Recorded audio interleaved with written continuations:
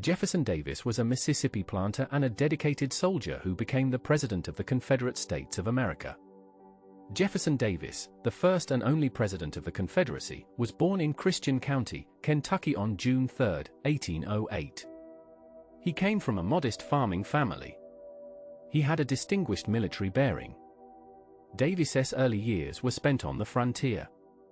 He was educated at Transylvania University and then at West Point Military Academy, graduating in 1828. He served as a young officer on the frontier, stationed in Wisconsin and Illinois, where he fought in the Black Hawk War of 1832. Then in 1835, Davis fell in love with Sarah Knox Taylor, the daughter of his commanding officer, Colonel Zachary Taylor. Taylor opposed the marriage, not wanting his daughter to endure the hardships of military life. Davis resigned his commission to marry Sarah, but tragedy struck quickly. Just 3 months after their wedding, both Jefferson and Sarah contracted malaria. Sarah died, leaving Davis devastated. For the next 8 years, he lived in relative seclusion on his Mississippi plantation, which he called Briarfield. Jefferson Davis was a plantation owner, and he owned dozens of slaves. In 1843, Davis began to emerge from his grief and isolation. He became involved in Mississippi politics, joining the Democratic Party. 2 years later, he married Vaina Howell, a young woman from a wealthy Natchez family who was 17 years his junior. Vaina was intelligent, well-educated, and would become his devoted partner through all the trials ahead. That same year, 1845, Davis was elected to the United States House of Representatives. But his time in Congress was brief.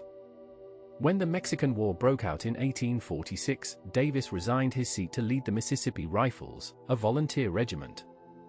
He distinguished himself in combat, particularly at the Battle of Buena Vista, where he was wounded in the foot.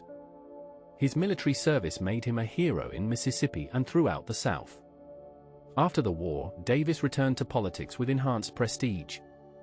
In 1847, he was appointed to fill a vacancy in the United States Senate. Davis became one of the South's most eloquent defenders of states' rights and the institution of slavery. He argued that the Constitution protected slavery and that the federal government had no authority to restrict it in the territories. Davis was not a radical fire-eater calling for immediate secession. He was a more measured voice, someone who believed the Union could be preserved if the North would respect Southern rights and Southern institutions. In 1851, Davis left the Senate to run for governor of Mississippi, but he lost that election. However, his political exile was short-lived. In 1853, President Franklin Pierce appointed Davis as Secretary of War. In this role, Davis proved to be an exceptionally capable administrator. He modernized the army, increased its size, improved coastal defenses, and oversaw the surveys for a transcontinental railroad. He advocated for the purchase of territory from Mexico to facilitate a southern railroad route, which resulted in the Gadsden Purchase of 1853. Davis's tenure as Secretary of War was marked by efficiency and innovation. He introduced new weapons, including rifled muskets, and he reorganized the Army's command structure. His experience in this position would later prove valuable, though in ways he could not have anticipated. When Pierce's term ended in 1857, Davis returned to the Senate, where he continued to defend Southern interests with increasing urgency. The sectional crisis was deepening. The debate over slavery in the territories, the violence in Kansas, and the rise of the Republican Party all pointed toward an inevitable confrontation. Davis believed that the South had legitimate grievances and constitutional rights that were being trampled by Northern aggression. He argued that states had the right to secede if their rights within the Union could not be protected. But even as tensions mounted, Davis hoped for a peaceful resolution. The election of Abraham Lincoln in November 1860 changed everything. Lincoln's Republican Party opposed the expansion of slavery into the territories, and many Southerners saw his election as a direct threat to their way of life. South Carolina seceded in December 1860, and other Deep South states quickly followed. Mississippi seceded on January 9, 1861. Davis gave a farewell speech to the Senate that was both sorrowful and defiant. He expressed his love for the Union but insisted that Mississippi's sovereignty came first. He withdrew from the Senate and returned home to Mississippi, expecting to be given a military command in the coming conflict. Instead, on February 9, 1861, Davis received a telegram informing him that he had been chosen as the provisional president of the Confederate States of America. The news came as he was working in his garden at Briarfield. Varina later recalled that he looked stricken, as if he had received a death sentence rather than an honor. Davis had not sought the position. He would have preferred to serve as a general, leading troops in the field as he had done in Mexico.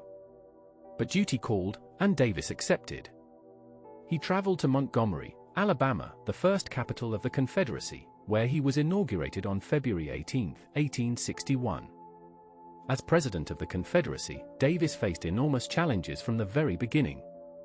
He had to create a new government from scratch, build an army, establish diplomatic relations, and manage an economy that was heavily dependent on cotton and slavery. The Confederate States had seceded to protect their independence and their institutions, but they lacked the industrial capacity, the population, and the resources of the North. Davis understood these disadvantages, but he believed that Southern determination and military skill could overcome them. He also hoped that European powers, particularly Britain and France, would recognize the Confederacy and provide crucial support. Davis's leadership style was hands-on, perhaps too much so. He involved himself in military details and strategic decisions, sometimes micromanaging his generals. His military background made him confident in his own judgment, but this could lead to conflicts with his commanders. He had a prickly personality and could be stubborn and unforgiving. Unlike Lincoln, who had a talent for managing difficult personalities and building coalitions, Davis often alienated potential allies. He feuded with state governors who resisted Confederate authority, with congressmen who questioned his policies, and with generals who disagreed with his strategies. The Confederate capital was moved from Montgomery to Richmond, Virginia in May 1861, bringing the seat of government closer to the front lines. This decision reflected the importance of Virginia to the Confederate cause, but it also meant that the capital would be under constant threat throughout the war. The First Battle of Bull Run in July 1861 gave the Confederacy an early victory and boosted Southern morale. Davis visited the battlefield during the fighting, demonstrating his willingness to be near the action. But this initial success created false confidence. The war would not be short, and it would not be easy. As the war progressed, Davis faced mounting criticism. The Confederate Congress often opposed his policies, particularly his support for conscription and the suspension of habeas corpus. States' rights advocates, the very people who had supported secession, now resisted the centralized authority necessary to wage war effectively. Davis found himself in an impossible position, trying to build a strong national government while leading a rebellion based on the principle of state sovereignty. The contradiction was inherent in the Confederate cause, and it plagued Davis throughout the war. Davis's relationship with his generals was complicated and sometimes contentious. He had favorites, like Albert Sidney Johnston and Braxton Bragg, whom he supported even when others called for their removal. He clashed with Joseph E. Johnston over strategy and rank, creating a bitter feud that damaged the Confederate war effort. His relationship with Robert E. Lee was more successful. Lee became the Confederacy's most celebrated commander, and Davis generally deferred to his judgment, at least in the Eastern Theater. But in the West, where the Confederacy suffered its most devastating losses, Davis struggled to find effective leadership. The year 1863 was catastrophic for the Confederacy. In July, Lee's invasion of the North ended in defeat at Gettysburg, and Vicksburg fell to Ulysses S. Grant, giving the Union control of the Mississippi River and splitting the Confederacy in two. Davis refused to despair. He believed that if the South could hold on long enough, Northern public opinion would turn against the war and force Lincoln to negotiate. It was a strategy of endurance, of making the war so costly that the North would give up. But it required resources and manpower that the Confederacy increasingly lacked. Davis's personal life during the war was marked by tragedy and hardship. His family lived with him in Richmond, sharing in the privations that affected all Southerners as the war dragged on. In April 1864, his 5-year-old son Joseph fell from a balcony at the Confederate White House and died. Davis was devastated, but he could not pause to grieve. The demands of leadership were relentless. Vienna provided crucial emotional support, managing the household and defending her husband against his critics. She was fiercely loyal, even as she recognized his flaws. By 1864, the Confederacy was in desperate straits. Sherman's march through Georgia and his capture of Atlanta in September dealt a severe blow to Southern morale and helped ensure Lincoln's re-election. Davis continued to insist that independence was achievable, but his optimism seemed increasingly detached from reality. He proposed arming slaves and granting them freedom in exchange for military service, a radical measure that undermined the very foundation of the Confederacy. The proposal was controversial and came too late to make a difference.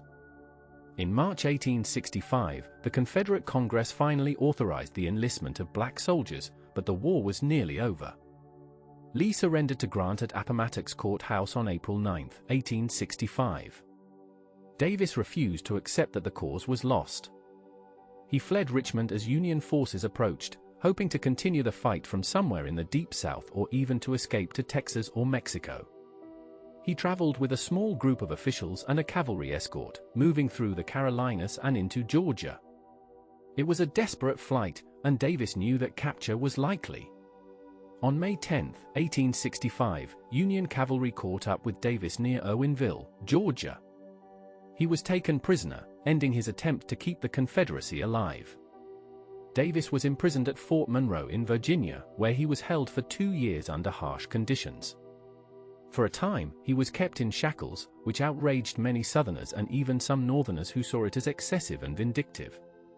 He was never brought to trial for treason, partly because the government feared that a trial might allow Davis to argue the legality of secession in court, potentially creating a precedent that would undermine the Union victory. In May 1867, Davis was released on bail, and in 1868, President Andrew Johnson's amnesty proclamation effectively ended any chance of prosecution. After his release, Davis struggled to find his place in the post-war world. He was a man without a country, the leader of a failed rebellion. He traveled for a time, living in Canada and Europe, seeking business opportunities that never materialized. His health was poor, and his finances were precarious. He had lost Briarfield during the war, and he had no income. Friends and supporters provided assistance, but Davis was proud and found it difficult to accept charity. He eventually settled in Memphis, Tennessee, where he worked for an insurance company, but the business failed. In 1877, Davis began writing his memoir, The Rise and Fall of the Confederate Government. It was a massive 2-volume work that presented his defense of the Confederate cause and his own actions as president. Davis argued that secession was constitutional, that the South had fought for self-government and states' rights, and that he had done his best under impossible circumstances. The book was more of a legal and political argument than a personal narrative, and it sold poorly. Critics found it dry and self-justifying, but for Davis, it was important to set the record straight as he saw it. In his final years, Davis became a symbol of the lost cause, the romanticized version of the Confederacy that emerged in the post-war South. He was invited to speak at Confederate veterans gatherings and memorial events, where he was greeted as a hero. He never expressed regret for the war or for slavery. He remained convinced that the South had been right and that history would vindicate the Confederate cause. In 1877, Davis and Vienna moved to Beauvoir, an estate on the Mississippi Gulf Coast, where they lived in relative comfort thanks to the generosity of a wealthy widow who admired Davis. Davis spent his last years at Beauvoir, writing, corresponding with old comrades, and receiving visitors. He remained mentally sharp, though his health continued to decline. He suffered from various ailments, including malaria, bronchitis, and neuralgia. Despite his physical frailty, he maintained his dignity and his commitment to the principles for which he had fought. He never sought a pardon from the United States government, refusing to acknowledge that he had done anything wrong. To the end, he believed that the Confederacy had been a legitimate government and that secession had been a constitutional right. On December 6, 1889, Jefferson Davis died in New Orleans at the age of 81. He had traveled there to visit friends and had fallen ill. His death was mourned throughout the South, where he was revered as a martyr to the Confederate cause. His funeral in New Orleans was a massive event, with tens of thousands of people lining the streets to pay their respects. His body was later moved to Richmond, Virginia, where he was buried in Hollywood Cemetery, joining other Confederate leaders in what became a shrine to the lost cause. Jefferson Davis's legacy is complex and controversial. To his supporters, he was a principled leader who defended Southern rights and fought for a cause he believed was just. To his critics, he was the leader of a rebellion that sought to preserve slavery and destroy the Union. His leadership during the Civil War has been debated by historians for generations. Some argue that he did the best he could with limited resources and overwhelming odds. Others contend that his stubbornness, his inability to delegate, and his poor judgment in selecting commanders contributed to Confederate defeat. What is clear is that Davis was a tragic figure, a man of intelligence and dedication who led a doomed cause and spent the rest of his life defending it. Davis's commitment to the Confederacy never wavered, even in defeat. He believed until his death that the South had been right to secede and that the war had been a noble struggle for independence. This unwavering conviction made him a hero to some and a villain to others. Unlike Robert E. Lee, who urged reconciliation and acceptance of defeat, Davis remained defiant. He never took the oath of allegiance to the United States, and his citizenship was not restored during his lifetime. It was only in 1978, nearly 90 years after his death, that Congress posthumously restored his citizenship, a symbolic gesture that reflected the nation's ongoing struggle to come to terms with the Civil War and its legacy. Jefferson Davis was a man of contradictions.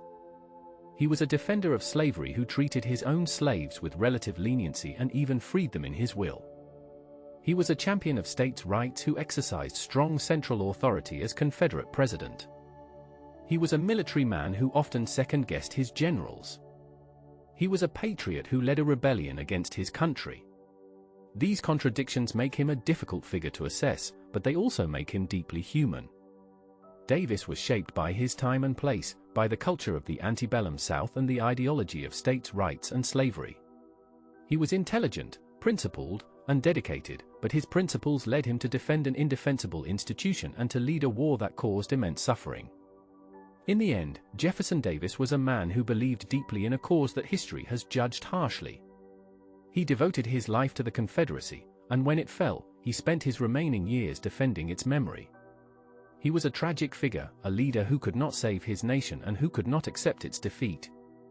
His story is a reminder of the costs of division, of the dangers of ideology unchecked by moral reflection, and of the human capacity for both dedication and delusion. Jefferson Davis died believing he had been right, but history remembers him as the president of a failed rebellion, a man who fought to preserve slavery and who could not see the justice of the cause that defeated him.